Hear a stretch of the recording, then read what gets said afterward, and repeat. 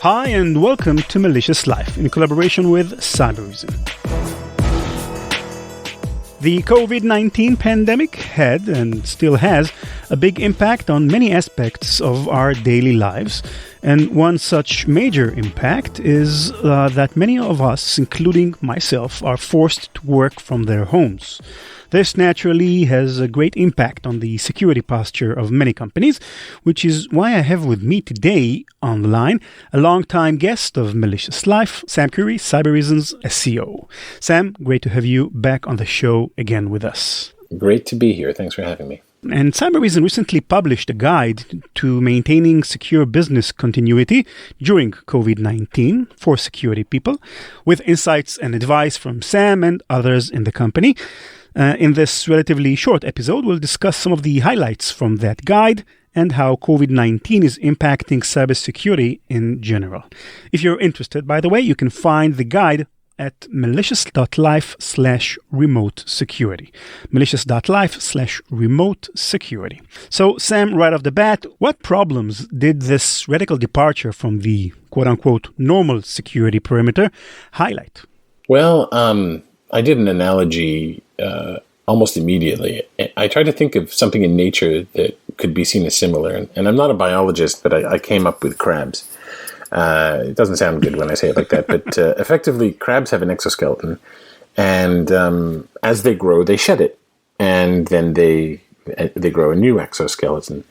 And this was the equivalent of having an environmental trigger causing this molting, this shedding of the exoskeleton by an entire population of crabs all at once. And I say I'm not a biologist because crabs might in fact behave that way.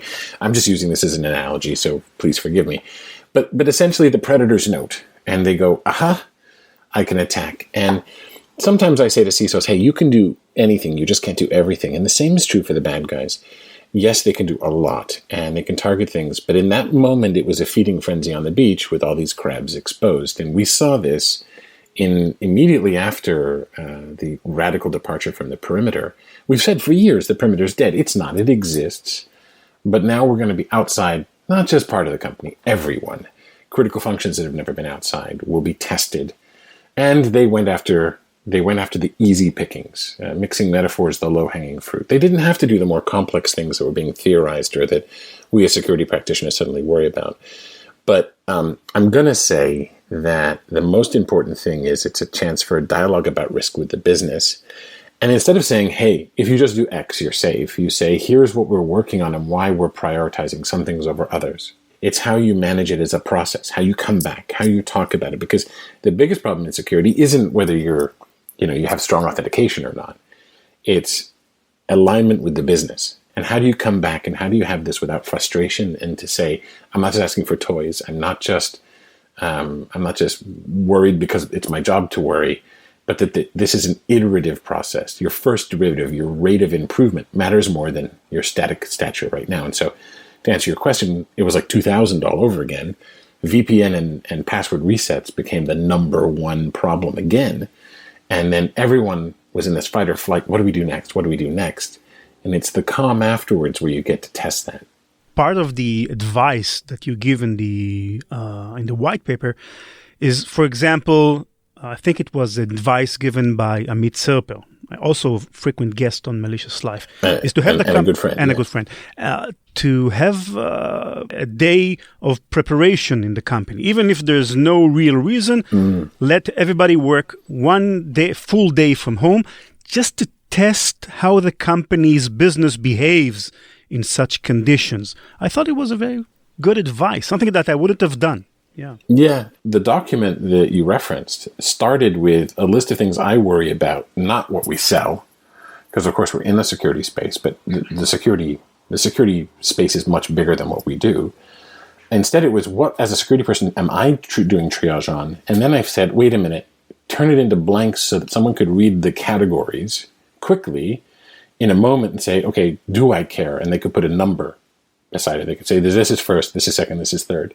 Amit's advice there, and I gave some similar parallel advice, was if you have the luxury of peacetime, if you have the luxury of doing a drill, use peacetime. Do a test to say tonight everybody works. You say tomorrow everyone's working from home. See how you do. It is a drill, just like a fire drill. But if you suddenly have to work from home tomorrow, you don't have the luxury of being able to take a day to do that. And I think that's the place we were in. And then everyone says, well, we should have used the peacetime well. And I think now that we're going back into it, we have an opportunity to do exactly that. So anytime you're in a situation where you're going to have this radical change in your IT structure and how people work, there's a chance to do a drill, to do a rehearsal, to do a tabletop, and use that time. Yeah, actually, a few of the things that came up in the white paper are things that I would never even consider, like licensing. Daily routine. We don't use so many licenses for remote operations, and then all of a sudden, everybody needs a license. Yeah, this was something I learned years ago when I was doing more strong authentication stuff. We had SARS and MRSA, we had 9/11, we had the global financial crisis, terrorist threats. Suddenly, the population has to be at home. I started to think in terms of, I want burst licensing, is what we were calling it. I want the ability to suddenly have a larger number than I normally subscribe to be able to get on a temporary basis. And it's good that a lot of companies have done this, but just look at Zoom, right? They increased somewhere between 10 and 20x in a week. I mean, rumor has it, while I've spoken with Zoom a few times, rumor has it that impacted the availability and cost of compute in Amazon because so many resources were being consumed. At the same time, we had this massive draw on the supply chain for laptops. Laptops were rarer than toilet paper. And so the ability to roll out new infrastructure to host cloud computing workloads went down, which drives price up. So you suddenly could see a spike. And I think what we just went through, the industry responded by saying, we're going to let you use this and we're going to let you use that. Everybody had laudably make sure people can use what they need when they need it, and we'll worry about paying later. And that wouldn't normally exist. So in your planning, assuming that it isn't a global financial crisis or a pandemic, you should be prepared to be able to negotiate or enjoy burst licensing. That's just one aspect. And now we had, a live drill, as they say in the military. You yourself probably were affected, having to work remotely, etc. What are the lessons that you learned personally from that experience? Wow. So it's funny. I'm still working from home. Even as we record this, I can hear my children in the other room. But my productivity went up. I got more time back. However, my stress went up. In my life, personally, at any given point in time, I can say, I'm in this state. I'm in a mode, and my priorities are ABC. I'm in home mode. Priority is wife, children, etc. Work comes lower. I'm in work mode. Unless there's a crisis, one or the other, these are things that come first in work mode. That went out the window, right? I mean, so I'm not a morning person generally, but I find that my day is spreading out. And I've heard this from other security practitioners where some companies only had to maintain operations, say, 8 to 5 or 8 to 6. Now the employees are working around the clock. The clean divides in our life are gone, and that leads to stress. That's my personal learning. And my wife and I, we found ways to adapt. And I have a very forgiving company. But I do sympathize with people that don't have that kind of time to work it out. And it's not easy for anyone right now. And that might be more personal an answer than we're looking for. But, on the personal side, it is all about not even balance. It's about scheduling time and then remembering I should be having some of that time too. Really hard. And I imagine it is for you too. Yeah, actually what you're saying about the spreading of the workday relates to some other great advice that I read in the guide about the availability of IT support to employees. Another thing that needs to be taken into consideration, since people are working in all hours of the day, IT support is super crucial when we're always working from home. Oh yeah, no, it's IT support. It's also HR support. Stressed people make poor decisions.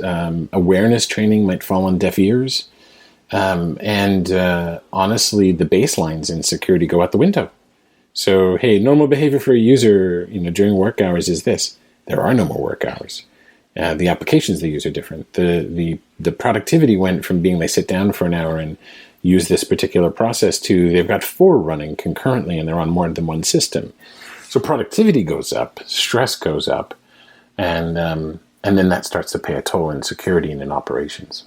Maybe it's a bit of a philosophical question, but do you think this pandemic will lead to a future world of, more working from home, less traveling, maybe even better? Oh, I'd love that. I would. Yeah. I would, but I'd also like the kids to go back to school or to summer camp at the same time. Love All them. of us. They love me, but nobody should be 100% around each other. But I do want to say that two things. First, I'm not convinced of this utopia coming simply because the reason we didn't have it before wasn't that we couldn't do it before. I've heard some people say this acted as a catalyst to accelerate the future, but I'm not convinced of it. I look at the example of World War II. In 1935, there were women in manufacturing in the United States. In 1945, they were dominant in manufacturing. In 1955, there were less of them than in 1935. And there's a bunch of societal reasons. We really need to understand what pulls us to the office. We've had a promise of a paperless office, of a less travel world for years, of remote work for years. I think we will have more acceptance, and we know how to do remote work, but a lot of other factors, a lot of other factors will go into whether or not that is the new normal. And the second thing is, there's a third phase. We've got before, we've got during, and then we've got immediately after. It is not a return to before, and it's not a hybrid, it's its own thing. And I'll be specific. The advice that Amit and I and others at Cybereason and beyond have been given in this document, it needs to be revisited in the third phase, the going back. Because we all left, we all use new applications, we all use new systems, we all have new infections, and now we're going to bring those never-before-seen things into the firewall. It is a figurative, perhaps, but it is actually a Trojan horse. Meaning, the things on your laptop, based on your new behavior, the new things you click on, the new things you use, coming inside is a combination that I don't think there's the urgency we had when we went out. So the return is not just a return from Exodus. It is a new state in and of itself. And it demands CISOs and security execs and all execs think about it and look at the risk registry for it as a new state. Don't just say, oh, we know how to do this, everybody back. Create things like clinics to give people help or to examine systems as they come back in, and start your baselines again and start monitoring employee stress in new ways. Because depending on where you are, certainly in my case, if I go back to work, my kids don't go back to school yet. And that is a recipe for disaster, because how do we cover all those bases? So you might wind up working from home for a while, and it may not be the new permanent state. Yeah, I personally hope that it won't be the permanent state, because actually working from home kind of dispelled the utopian notions of how fun it will be, because it's more difficult than it seemed for me personally. So last question. I'm with you there. Yeah, last question, Sam. Do you think people will be ready when this all happens again sometimes in the future? Ooh, thing about crystal balls is it's hard to tell. I have done a decision tree because you can't maintain all the what ifs, and then come up with a reasonable probability. And I look at the end state. So I say at any given point in time where I have something uncertain, I branch it. Do we go back within 3 months? Yes or no? Do we have a second wave? Yes or no? Does the economy rebound in a permanent, lasting way? Yes or no? At the end of it, I'm reminded of something Winston Churchill is said to have said: never let a good crisis go to waste. The biggest problem in security, for all that I sell a detection and an endpoint product in my core business, is not detecting. It's not vulnerabilities. It's not SIM. It's not fill in the blank. It's alignment with the business.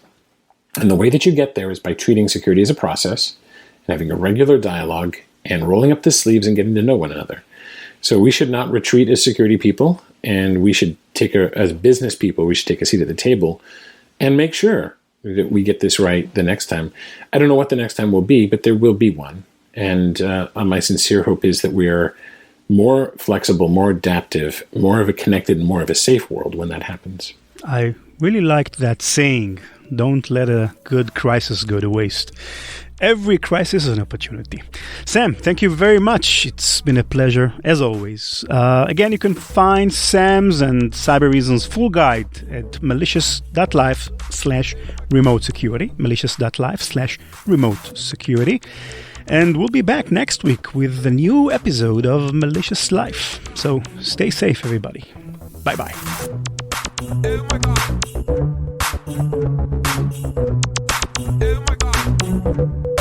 CK music.